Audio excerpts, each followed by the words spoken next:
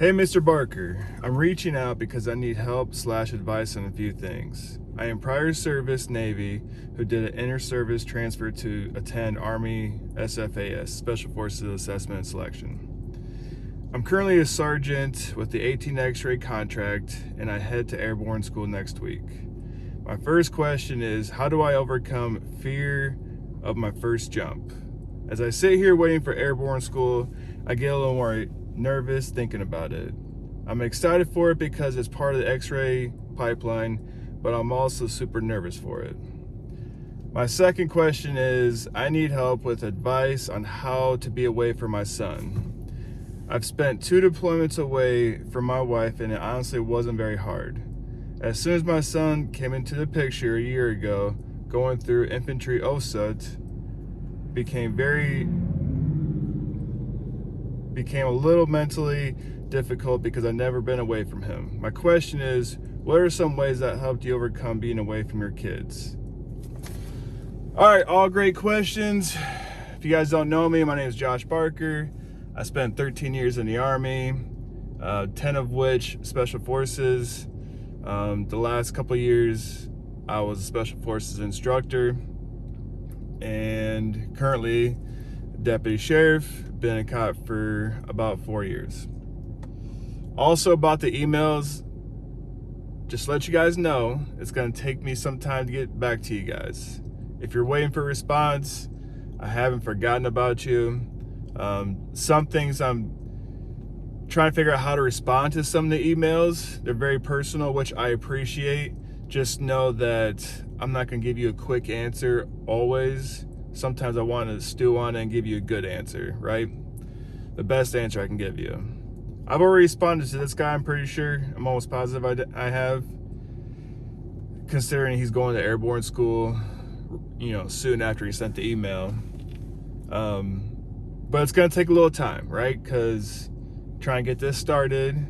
Also, I'm raising 4 kids of my own. And they're very young, some of them. So I have essentially multiple full-time jobs, right? This job full-time, raising kids full-time. They're all 4 in soccer. So my life's crazy. I appreciate the emails. I'm going to respond to them. I love helping you guys. I'm hoping this stuff helps you guys.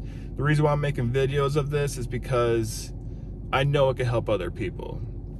So if you don't want me to share your story, or if you want it more, if it's more personal, you want me to share it, I can not make a video of it or just take your name out of it. But I'm hoping that these videos from my emails will help people. So that's why I bring it up.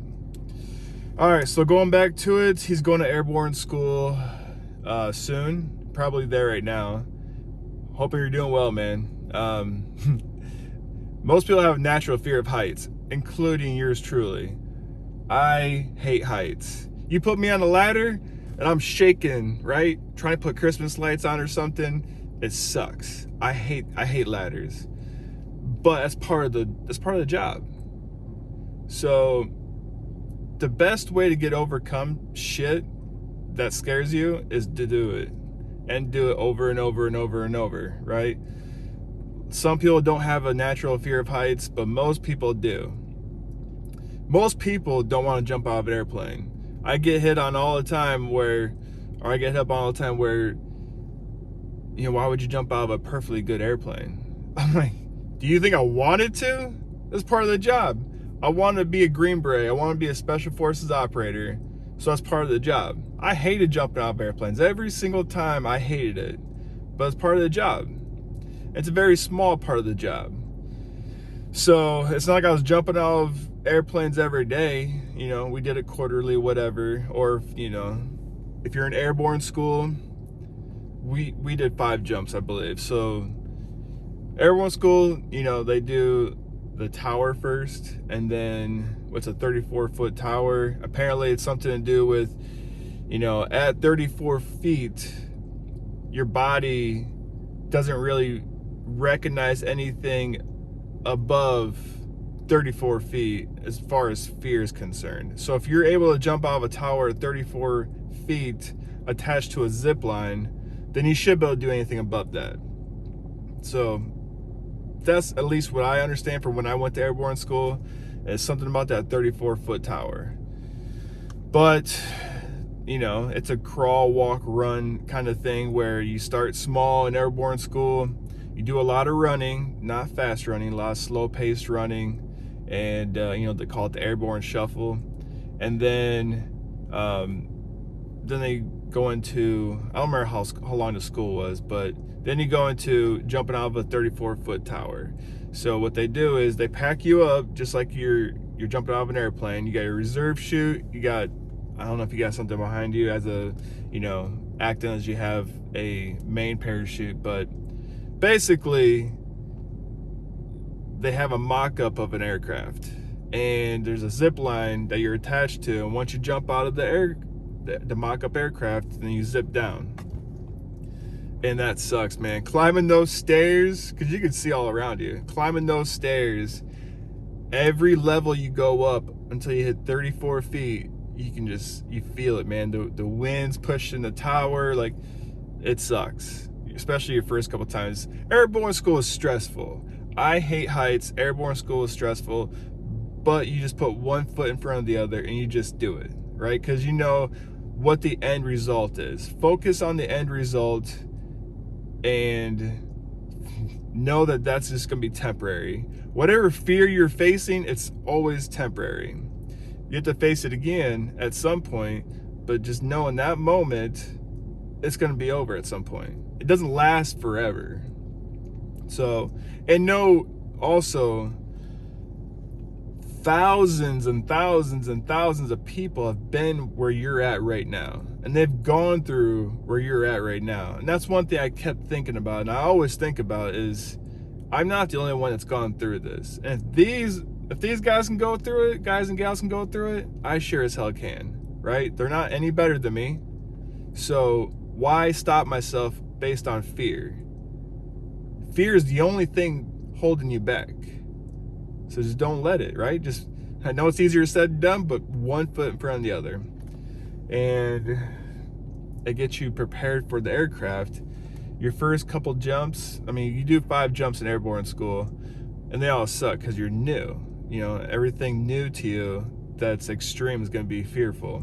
So your first jump, it's going to be basically shock. You're going up, you feel like your stomach is in knots, and you don't want to do it at all. But you do it because, like any part of a job, there's going to be things that you don't like.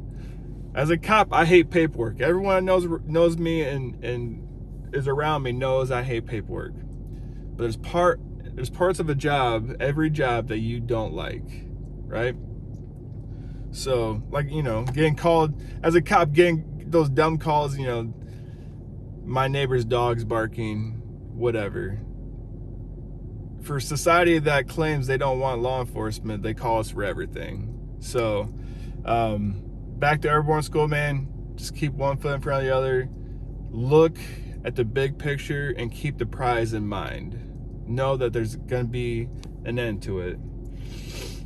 Next question was, any advice on being away from his son? He said he did all right with his wife, being away from his wife.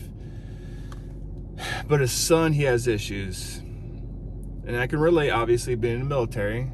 I wasn't married or had kids until I was an instructor. So I was never deployed without my family. Now, I had girlfriends throughout my career that I would deploy and left them behind, right, until I got back. But as far as having a wife and kid, I never did that. I was an instructor. I was out in the field often, you know, week at a time, whatever, but not as big of a deal as deployment. But it's no different than being away from your family, you know, your parents, your siblings, your best friends, whatever. And it just takes time, man. All I can say is be that role model that your kid needs. We're lacking a lot of good men today. And bettering yourself by joining the military, and bettering yourself even more so, pushing yourself to the absolute extreme by going special forces, your kid's gonna look up to you. He's gonna value you more than your average kid with anybody else. And I'm not saying you're any better, I'm not saying just because you went special forces that you're a better person automatically. There's obviously good and bad operators, but by bettering yourself, by being the best person and man you can be, by going and joining the military, your kid's gonna look up to you. Just know when you get back from deployments, especially since he's young, he's not gonna recognize you at first. He's gonna be scared of you. He's gonna be confused. You have to be patient. Know that's normal. Just know and accept it that he's gonna feel different towards you, but he's gonna warm up to you eventually. And then when he gets older, he's gonna understand better. But in the beginning, in the young phases of his life, he's not gonna understand. Just accept that. And it's gonna be hard. I can't imagine that as a father coming home and my kids want nothing to do with me, or if they're scared of me or whatever. Just spend as much time with your kids as possible. One thing that Special Forces is really good at that regular Army sucks at is family time. We're gone all the time in Special Forces. We deploy often. We're training. We go to different states, whatever, different countries, training or deploying. And when we get back, Special Forces community is very good at, all right, guys, they do what you have to do, but then they send you home, right? You do the paperwork or, the equipment checks and, gun checks and make sure everything's there and whatnot. But after you do what you have to do, big Army likes to keep you there all day long, blah, blah, blah. Special Forces, fuck that, dude. Go to your family, spend time with them. So Special Forces is good with family time, from my experience.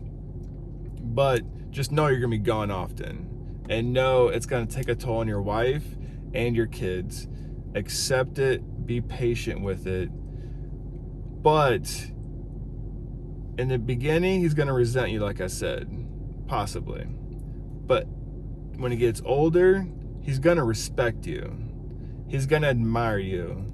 And we need more heroes that kids admire that are doing good, positive things in their life.